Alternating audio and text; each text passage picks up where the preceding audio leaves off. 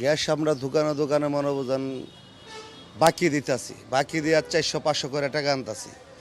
আমরা ওই জায়গাতে 1300 টাকা কিনে নিই, আমরা তো 1-150 টাকা লাভ করতো।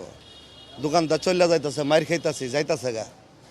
এছাড়া মনে হয় আজকে এই দোকানে 2000 টাকা বাকি, ওই দোকান কালকে দেখছি নাই ফুটপাতে। ওই হিসাবে আমরা বাকি দিয়া 200-300 টাকা আইন না, আমরা 1-150 টাকা বেশি ব্যস্ত হইতেছি। আপনি এন থেকে নিতেছি 1305 টাকা, আর ওই জায়গায় দিতেছি মনে হয় 1400 টাকা, 1450 টাকা নিতেছি আমরা বাকি দিয়া মনে হয় টাকা তুলতাছি, মনে হয় বাইঙ্গা 1 মাস 15 দিনে ঘুরেও তুলতাছি, এদের নিয়ে পচায় দিতেছি। আরেকটা বিষয় সেটা হচ্ছে আপনারা কি যে খুচরা যে দোকানগুলো আছে যারা একটা একটা বিক্রি করে ওনাদের কাছেও কি দেন? না না, ওনার কাছে দিই না। এরা যারা বিক্রি করে এরা দেয় না, আমরা যারা পুরো এর কাছে দিই। 1450, 1400 এই ব্যস্ত আছে, আমরা যারা বাকি নিতেছে। মূল ঘটনা হলো এক হলো কোম্পানিগুলো থেকে সরবরাহ পর্যাপ্ত পরিমাণে নাই। আমাদের দৈনিক 12 কেজি চাহিদা হলো 250 থেকে 300 সিলিন্ডার।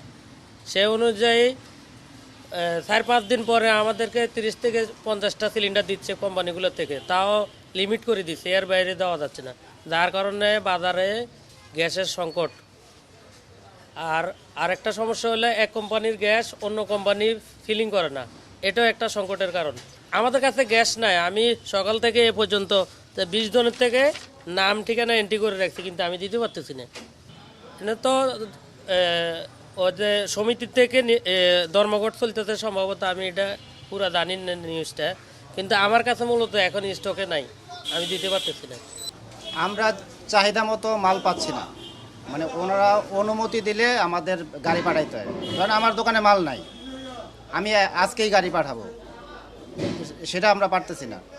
ওনারা কোম্পানির থেকে যেদিন বলবে আজকে গাড়ি পাঠান, সেদিন পাঠাইতে হয়।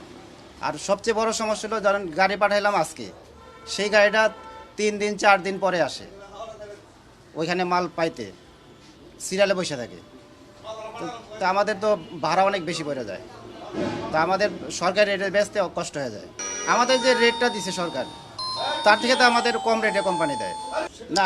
আমার থেকে সরাসরি মানে দোকানদার নেয় না, বা যারা ইউজার তারা আমার থেকে নেয় না। আমার কিছু হকার আছে, ওরা নিয়ে যায়, ওরা নিয়ে বিভিন্ন জায়গায় বিক্রি করে। এখন পারতেছি না বর্তমানে, যেটা এমনি স্বাভাবিক মার্কেট হইলে পারবো।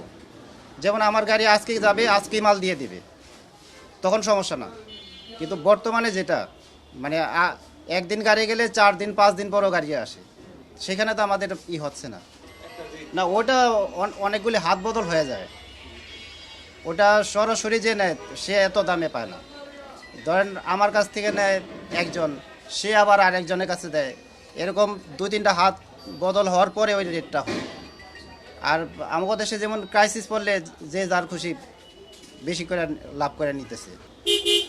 আমি তো এখন সরকারি রেটে বিক্রি করতেছি, এখন তো ঠিকমতো পাচ্ছি না।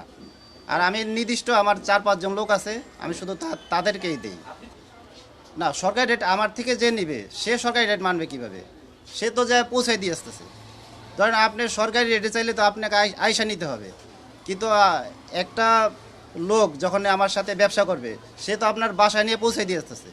সরকার তো বলে নাই যে আপনাকে বাসায় নিয়ে পৌঁছে দেবে, তার সে লাভ করবে না। আর আপনি ধরেন একটা রিক্সা ভাড়া দিয়ে আপ ডাউন তো আপনার 100 টাকা ভাড়া লাগবে।